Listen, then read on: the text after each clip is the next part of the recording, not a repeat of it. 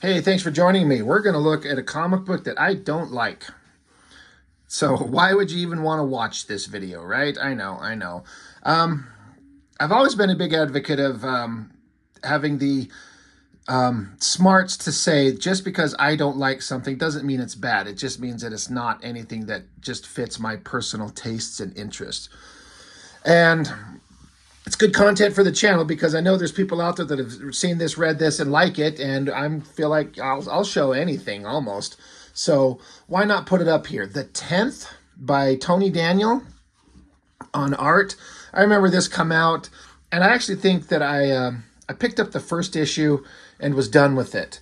These books right here in front of us are ones that came in the box of comics at the viewer of the channel, Wiley J Draws.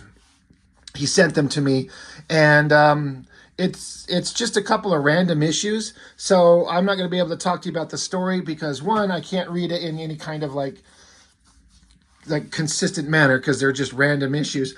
But I'm not really interested in reading the 10th. It just doesn't appeal to me. But I thought it'd be interesting to look at it and see what what I find interesting about the artwork. And again, who gives a shit about my opinion? I was thrown off a little bit at first because I was struggling to find where it very clearly identifies the issue number. And I guess it's this. It says 3 May, and then down here it says 4 June. And then this one says November 3. So I'm like, is that the issue numbers? After digging into it, I'm guessing that these first two were part of an original miniseries and this was part of an ongoing series. So again, I've got very random issues. Issue 3 and 4, I guess, of the miniseries, and then issue 3 of a regular series. So there's no way to go into let's see what the story is all about. But Tony Daniel. This book is printed in '97, and I don't know, something about this font and this style kind of reeks of trying to look like, I don't know, something from the movie Seven. I don't know. Tony Daniel. I follow him on Instagram these days, and I really like his artwork these days. I did not like him in this era when he started, whatever he was doing previous to this. I don't like it. And I think it's because it's got such a heavy McFarlane vibe, but I like McFarlane's art. Todd McFarlane, he's a great artist in my opinion, his design sense and his style. But other people were trying to do a version of that. And anytime it's a version of another artist, almost without exception, it's never as good. It's never as interesting, in my opinion. So I just look at this stuff here and I'm like, oh, it looks like somebody trying to do a McFarlane thing. And I don't like it. And part of it is they try to do monsters and demonic things and scary things, but with this cartoony style. And I've talked about this on Spawn and stuff like that with McFarlane, where I'm not particularly interested in the story. But when you're trying to do cartoony art with a serious subject matter, it doesn't work for me. It doesn't gel. It doesn't function. It's just such a mismatch of ideas. But some people love it. Some people are super into it. So again, if you love these books, I'm not trying to take that joy away from you. It's just almost the complete epitome of anything I just absolutely, I have zero interest in it. Now flipping open this book, again, how well does Tony Daniel draw? Again, now this is '97, so almost 3 decades ago, right? How good is he? At this era, he's pretty damn good when you talk about just ability to draw stuff. So if it's the subject matter that I don't care for, that helps make the book uninteresting. But his art he's really good. He's really talented. It's just this cartoony vibe and McFarlane riff. His art these days doesn't look anything like this. He's kind of gotten more into a more serious artistic, not serious, but more realistic, as I should say, a more realistic approach, but still pretty dynamic and energetic. I think he's pretty good. I just don't care for this. It's one thing to start out with image of hot girl in the slinkiest of underwear you've ever seen. I kind of like the drawing. The coloring's pretty good, like the little highlight on the side. And the designy element of like the thorny branches here starting out real close and going into the distance. But it's kind of a lot of cliche stuff, like thorny branches, a moon in the sky, hot half-naked girl screaming, a scared eye close-up. It's like we've seen all of this. And then again, just this cartoony, like these faces, these big eyes, this extreme arch in the back on the girl. Again, I can get why people like this, like hot girl, big monsters. I can just see guys going, oh shit, that's badass. I love it. It's so fun. Okay, that's fair. Just super uninteresting for me. This designy element with the spider webs looks just like something out of McFarlane's Spider-Man comic. And this whole thing here looks like something McFarlane would do. So I'm more interested in who is Tony Daniel, not who is Tony Daniel trying to do a McFarlane vibe. Didn't he draw some issues of Spawn? Somebody correct me on that. I feel like he did. I wouldn't be shocked to find out if he did, because when you draw like this, I feel like McFarlane would hire you on. But, and then, so there's the monster. His name is 10th. Like, they call him 10th. I don't understand. It's a weird name for a creature. I'm sure there's a meaning behind it. So I'm sure somebody in the comments will probably tell me. I don't, obviously, with no context, I don't understand it. So it's kind of hard for me to say it's kind of stupid, because I don't know the context and the meaning. But it's kind of stupid when you have a monster named 10th. I mean, okay, sure. And as I flipped through these, I kind of felt like Tony Daniel was trying to do a Dale Keown kind of pit thing with the big giant monster and claws and anger and rage. Again, I could be wrong. I don't know if that's actually true, but it's what it looked like to me. And I felt like that was another thing that he was trying to do, and not nearly as good. There's a lot of good motion in this right up here, when all these body parts and pieces, and this looks like a robotic cock up here. Whatever these things are getting destroyed. Here comes the big monster guy with long tongue, girl shooting her gun, little weird stupid creatures that are not that interesting. But this has a very like Dale Keown pit vibe, you know, big giant monster with huge muscles ripping things apart with his hands. It's well drawn for sure. But I've just seen it done way better by other guys who are like the OGs at this. And in my mind, the way my kind of experience and exposure to Tony Daniel is, he's like a second wave of these artists that come up and were hired on into the industry after the big kind of Image Comics guys got started. And he's a guy who come along drawing kind of like that. Now, he's clearly talented. Like, that's pretty badass. But I feel like it's trying to do it like the other guys and not as good. Doing some energetic, interesting panel layouts with the boxes, open panels, weird borders. The art's full bleed, like going right off the page. I hate monsters like this. It feels like, again, another like Spawn comic thing, where like some scary monster with a big, fat, dumpy lower body section. Don't care for that. I guess that's just, again, that's a technically well-drawn face. But the cartoony vibe, it's like, it's not scary. There's nothing intense about that at all. There's nothing about that that's dramatic. It looks cartoony, so it looks silly to me. I'm not that you're supposed to read a comic and get scared, but I don't know. I don't know what people want you to get out of this. You're supposed to be like, oh, this is a dramatic villain. How scary is it? I don't think so. Kind of interesting skull shot down here. That's kind of good. I remember staring at this kind of like, I'm trying to, there's a figure here, a girl, I guess, and then something up front and a hand. It's just kind of hard to decipher what I'm looking at. Don't care for this face kind of thing. Again, it's just an art style preference again.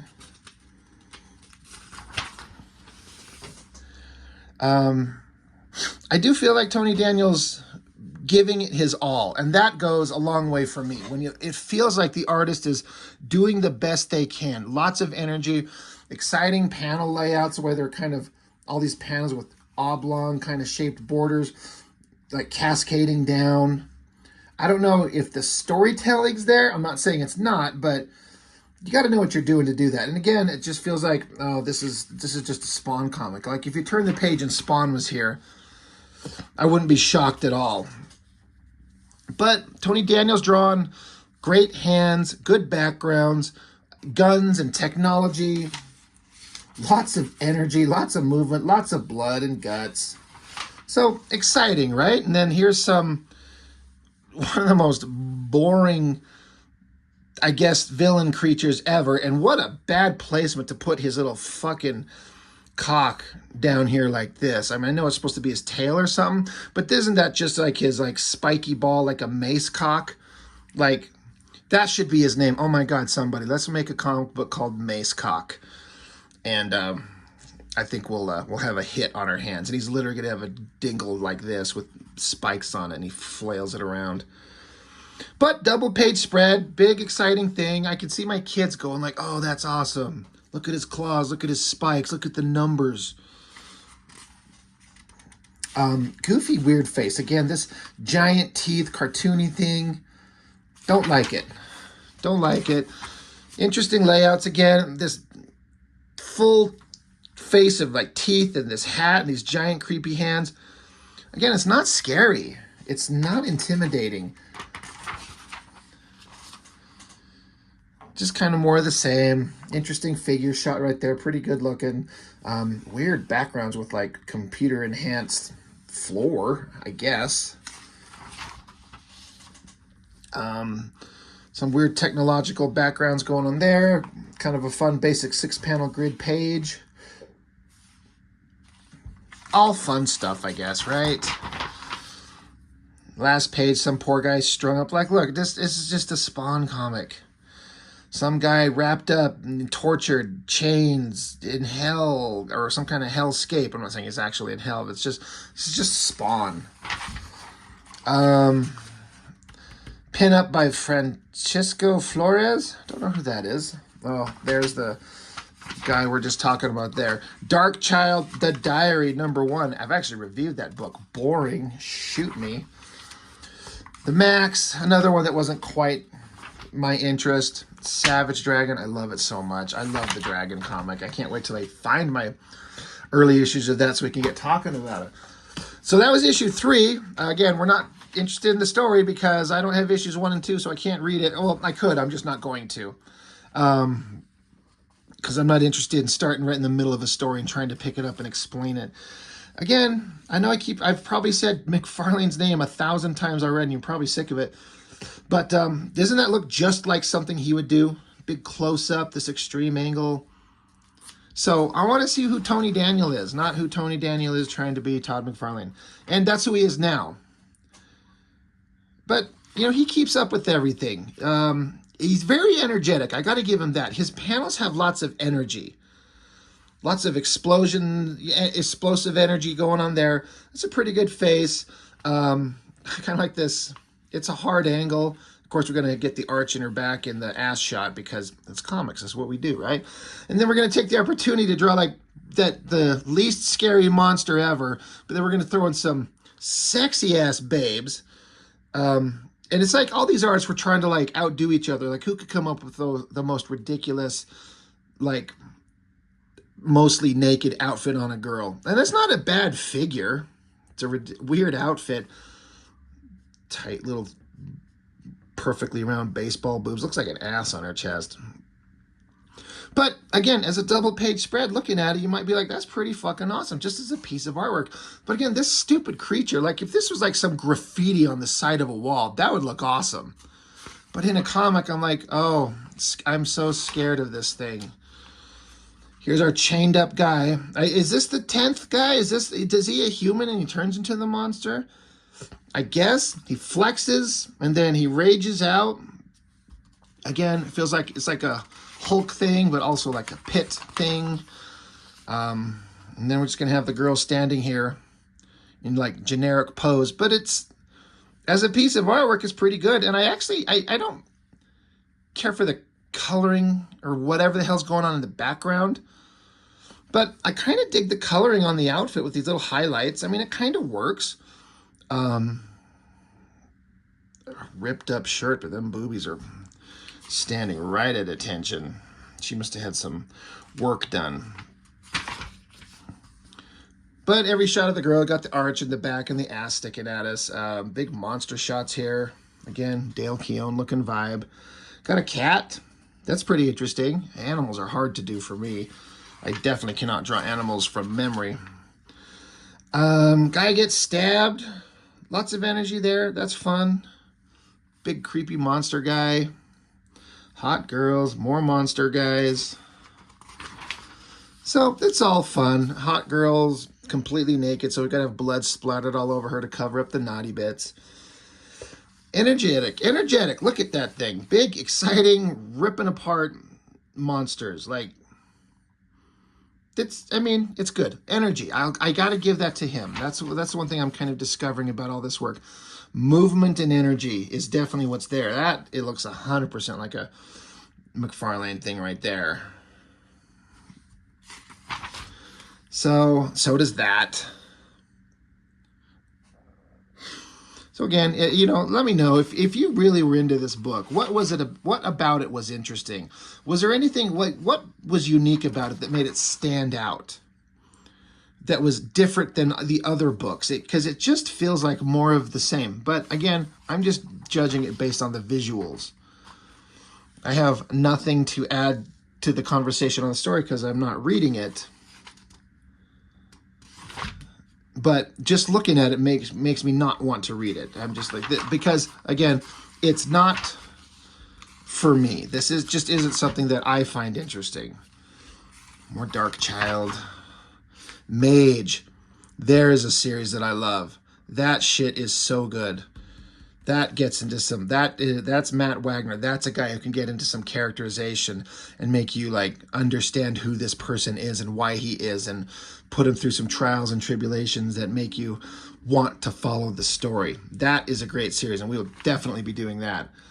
Like I said before, I may not care for Max, the book, too much, but Sam Keith's art was always worth the price of admission, right? So let's get into issue 3 of the ongoing series. So it's going to be a completely whole other story. Tony Daniel again. Bo Smith, I guess I should shout out. He's, writer, co-writer and creator, I guess. I believe he died. He's not with us anymore. So that sucks. Inkers, Marlo Alquiza, which I believe he was the only inker on the previous ones. And then Kevin Conrad. I know that name somewhere. But I was noticing in this one, there's some really scratchy, like, goofy looking inks, like right here. Like, see this close-up side of his face there? That looks like weird dry brush effect that doesn't work for me. In this book specifically, I just felt like the inking really took a downturn. And I wonder if it's like a artistic choice to try something scratchy and weirder, or one of these guys just is having an off month or something like that. I don't know. I don't know what's going on through here. So yeah, we got to have hot girls. One girl standing, facing us, posing, holding a gun. One girl facing away from us with her ass pointing at us. And then, I guess, 10th, if I had to, like, again, accuse Tony Daniel of trying to do something like another artist, these hands, they look like Joe Madureira hands. It looks like that big kind of like the big fat knuckles. They're well done. So, but it just feels like a Joe Mad thing. And maybe I'm completely wrong. I don't know. And I don't like this monster with this. I've said this before. I hate any character without a nose. The exception to that is Pitt. Pitt can have no nose. That works. But this guy, with his face is always in shadow. These like cartoony slit eyes. And then now he's got a spiky hairdo thing going on. But just the face always in shadow. Doesn't work. Don't care for it. Mystical monk guy, I guess. Not a bad shot right there. The coloring's really helping. That looks actually pretty good. Again, this monster with the shadowed face.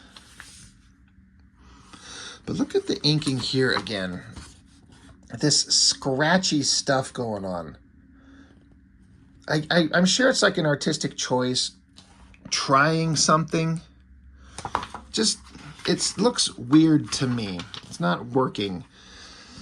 I don't know. I feel like this book is significantly less interesting than the previous two.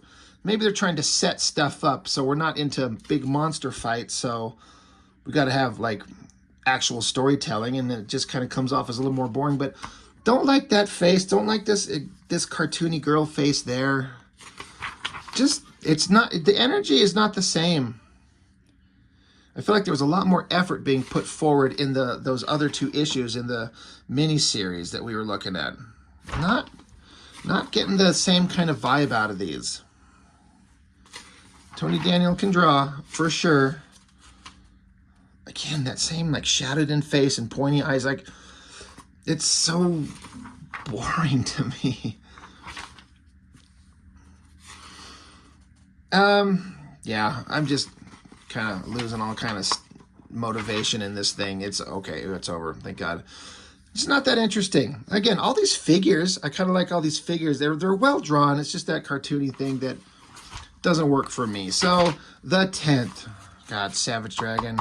I can't wait to get this. And I love this. It says, stranded on a dying world. But heck, he's got his arm around a gorgeous babe. Who's complaining? And Erik Larsen, he gives her the biggest jugs. And when he's got her pressed up against him, he'll go out of his way to make sure that thing is mashed up against him.